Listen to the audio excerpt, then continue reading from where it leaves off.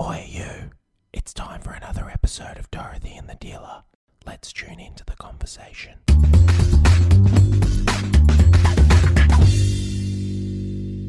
Jimmy. Yo. How you going? Good. This is normal. This is normal. Just trying a few things out, seeing what works. A few positions. See what works. It's not going to make any sense to anyone listening to it. It's only people who are watching. What song have we got today? I don't know. You're singing it, mate. Let's go.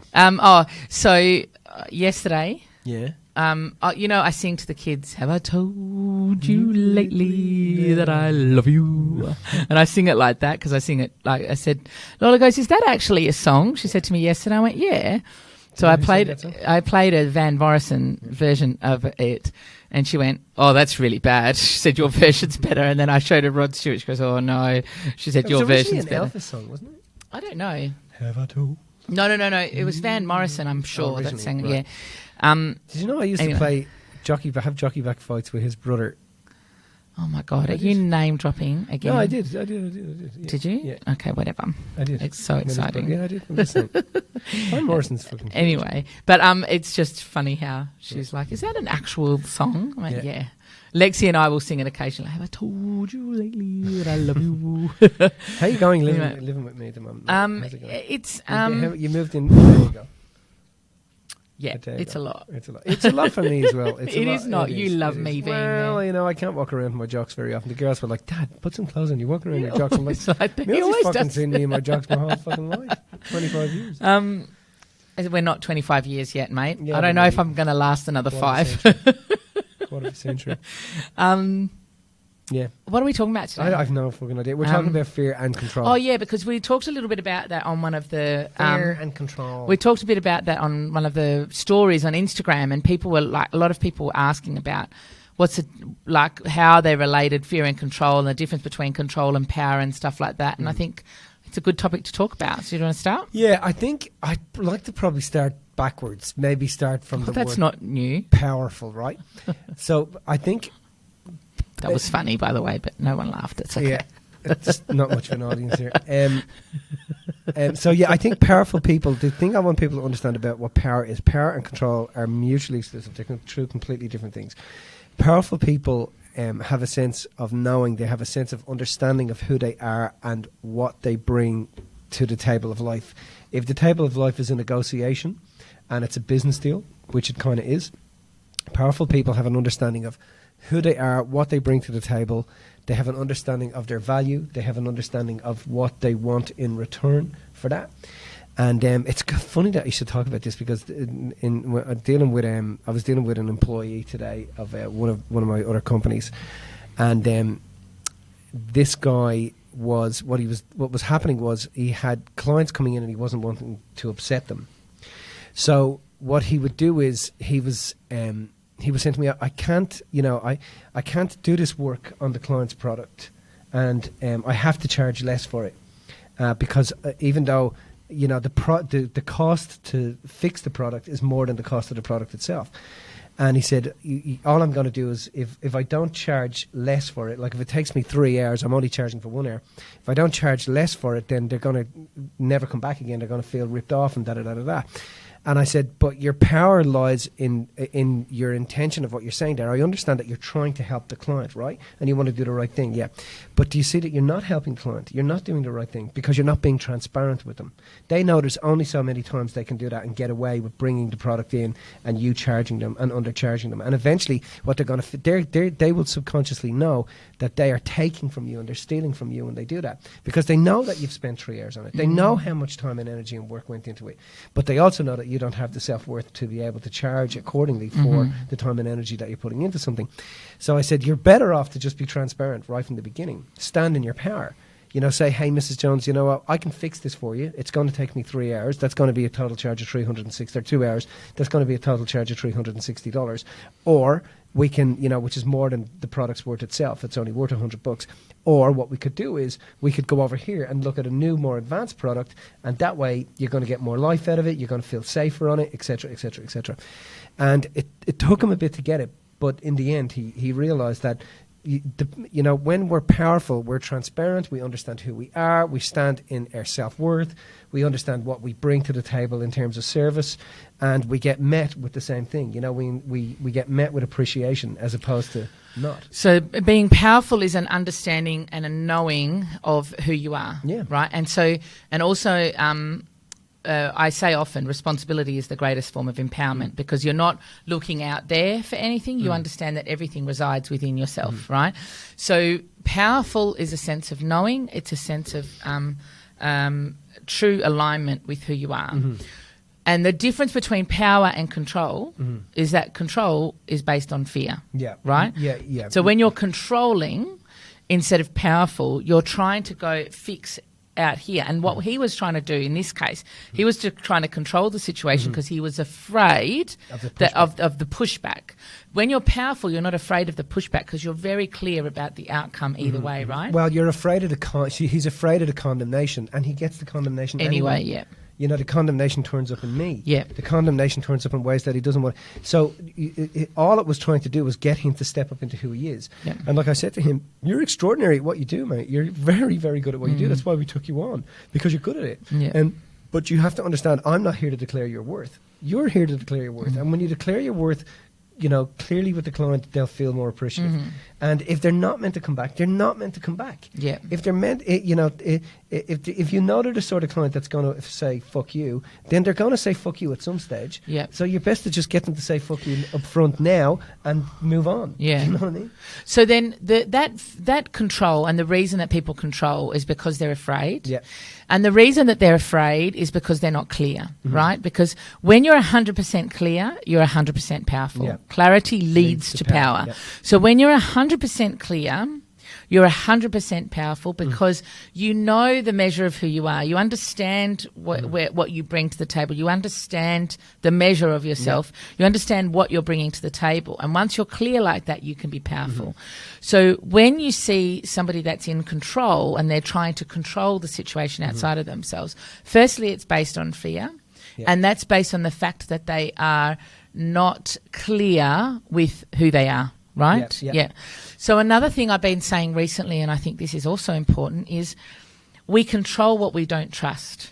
So if you're not trusting of your partner, partner, you try to control your partner. Where are you going? Who are you with? Who did you ring? Who's going out tonight? Who's going to be there when you get there? What pub are you going to? When you go to work, is there any, why aren't you home on time? Why weren't you back from the gym on time? Exactly. So that's control of your partner. You can do that with your kids, right? So if you don't trust your kids or you don't trust certain situations, you'll be controlling of the children, right? You'll be controlling at work if you're not trusting and you don't have systems in place to trust the staff or to trust the processes or the systems. So we control what we don't trust. And the reason that we're not trusting it is because we're not clear. We haven't either given clear instructions, we're not clear on the outcome, we're not clear on the message, we're not clear on what's supposed to be done, we're not clear in our communication in some way. So 100% clear, it gives you that power. So we've got to filter it down. That power is that ultimate place. That power, people don't say power is that, but power, when we're talking about it, is that empowerment. It's having that true understanding of who you are, right? So that empowerment is the ultimate place. If you're not there, the step back from that is being controlling, which is based on the fear, based on not being clear, and based on you not trusting. So that gives, anybody who's done any work with us and has done any understanding of how our system, how the processes work, it gives you a really good place. If you want to be empowered in a particular area, it gives you a really good place to start to look. Where are you afraid? Where are you not trusting? Where are you not clear? Because those three things, if you can sort that out, it's going to take you towards a place of empowerment. And just to clarify, fear is a future perception of a loss without a gain. And when a person is trying to control a partner, for example, or an employee, they're afraid of something that is going to happen. And what happens is that happens anyway. It ends up happening. It ends up happening anyway. But they perceive that if that happens, that it's only going to give them minus and not plus. It's only going to give them a negative and not a positive. It's only going to be of disservice and not of service. So it's very wise that whatever you're afraid of, to ask yourself the bigger questions, i.e., if this happens, what is it going to teach me, empower me, enable me? and grab hold of that now and start living those qualities and those attributes out now, and you won't be afraid anymore. And it's also one of the things we also say to people is fear is a future emotion appearing real, and it's a future emotion appearing relative to your life right now. And it's an emotion which is just energy in motion that you see as only negative and not positive, only minus and not plus, only bad and not good.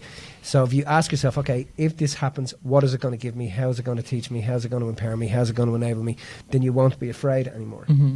But we also have to understand that having fear in your life, you know, some of the most extraordinary things were built on fear. It's not about taking any of those things away. Like, it's not about, like, everything has its place. Everyone's going to have moments of being afraid and not being clear and not being trusting or whatever. It's about saying, you know, if this is a place you want to get to over here that includes you being like certain in yourself and you being powerful and you having an impact in a greater way, right, then as a result of that, you need to look at the places that you're afraid, the places you're not clear, the places you're not trusting, right? But that doesn't mean there's times where fear is necessary, or there's times where fear is important. Like if you're in a dangerous situation, it's good to be afraid of that. You know, it's good to be, if you're standing on the edge of a cliff, it's good to be afraid, because then you don't jump over the cliff, right? So there's times where fear is necessary, but the problem is that we live in that place. We're not accessing it in its times of need. We're accessing it all of the time, and we're afraid of things that there's no need to be afraid of. There's stories that we've made up in our head about things having more pluses than minuses, or minuses than pluses. Well, 95% of the things that you're afraid of are never going to happen. Never going to happen. 95% of the things that you're afraid of are never going to happen. And as I was saying a minute ago, you know, when we're in India and we're standing up on those big forts and we're overlooking these huge kingdoms, you know, and we see these walls built, you know, that they created them out of fear, right? To keep people out. But we're still doing that today. Yeah. You know, you look at you know, the race for space. That's all created out of fear. Yeah. That's created out of a fear that you know, we know that there's no permanent habitats. We know we want to be able to get off the planet and get to different parts of the planet, parts of the universe. And that's, you know, if you look at the first voyage to the moon, it was fear that the Russians were going to get there first. It's exactly the same thing. Some of the most extraordinary things. So having a healthy amount of fear in your life and knowing what to do with it is a wise move. Well, having an understanding that some of it isn't, that 99% of it isn't going to happen. It's not like you're going to need some of it to move forward, but at the end of the day, most of that is not necessary. I liken it to, you know, the movie Inside Out. I love that movie, right? And there's all of the different people controlling the panel, and the fear is the one controlling the panel just before she goes to school, and he's preparing for all these eventualities. And was one of them the is some chubby guy? No, he was there. He was the tall, skinny one. The fear one, right? And he was preparing for for an earthquake or something at the first. Like he's got a stack of things. It's exactly what our mind makes up, right? All these stories, and then nothing like that ever happens, or something completely different happens. Who was the little short guy with the mustache that would get That's angry. That was angry. Yeah, I love him. He was fucking great. I think the outcome is to be empowered, but the way to access that is to understand that control doesn't get you there. Powerful is way more impactful than control. Yeah, and I also think that when you're looking at things that you're afraid of, it's really, really wise to get some perspective on things. You know, stop and get perspective on things. If you're afraid of not having any money, stop and ask yourself, okay, if I was to sell everything now, if I went through every single item in my life now and I was to sell it all off, how much money would I have? And when you do that, it gives you perspective on things. A healthy level of perspective is also, I think, really fucking important. You know, get perspective on things. How much of this is real? Yeah, I think that's wise. Can we finish on a funny little story? So Lola woke me up this morning at 5 a.m. because she had a nightmare. And she's like, I had a nightmare and somebody's head, I don't know, she was famous, and all these famous people came and somebody's famous head got knocked off because they were turning like that. He was in it. He said, and this person ended up in my living room in a guillotine. And all the people were, and he was really famous, and all the people were walking past. So because they were walking past, he kept moving his head left to right, left to right. And because he kept doing that, eventually his head fell off. And so she's in the middle of the night, she's like, can that happen, Millie? And I went, no, darling, it's okay. It's not going to happen. It was just a dream. And then in the morning, she wakes up like an hour later. Wasn't it a guillotine? Guillotine? What are they called, those things that they put you in a stump? I don't know. It doesn't matter. It's relevant to the story. What's relevant to the story is in the morning. Your head can get chopped off. In the morning, when she woke up, she's like, I judge myself sometimes in the morning for the being afraid at night time. She goes, because it was totally unrealistic. I said, I know, but at night time you don't know that because you're just half asleep. But the way she's like, I judge myself for being afraid. I said, oh, no need to judge yourself, babe. It's very cute. I love asking them what they dreamt about. I love saying to them, tell me what you dreamt about. Yeah. I had a dream last night about Lola. It's funny, at the same time She was having the nightmare. I had this dream, and it was just about when she was a little girl, and she had this little bomber jacket, this green bomber jacket, and a little skirt and a pair of tights to keep her legs warm, and she had a big bum of nappy, you know. Yeah. And this tight hair, it was just all curls. And the dream was just me going up and grabbing her and just giving her a big cuddle. That's what the whole dream was about. But I just had that little picture in my mind of when she was so tiny. You know? Yeah, so little. It's just so beautiful. Cute. Alrighty. Yo. Even if you live the most extraordinary life, there is always more to learn. This is why tens of thousands of people are using MJB Seminars techniques to hack their consciousness and bridge the gap from where they are to where they actually want to be. MJB Seminars use cutting-edge transformational processes that are science-based and backed to help people break through subconscious barriers and limiting beliefs in order to reset, reboot and live inspired. If you'd like to know more today, Google search MJB Seminars Bridge the Gap. Click on the first link and watch the video. Now, for simply watching the video, you will also receive a complimentary coaching session with one of our master coaches valued at over $600 to help you get traction in your life today. Remember, live life inspired.